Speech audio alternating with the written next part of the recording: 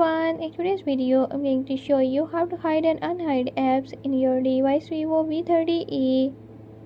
In this video I'm gonna tell you how to do it.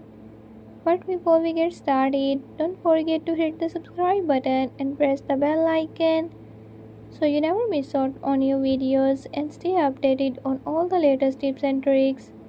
Let's get started.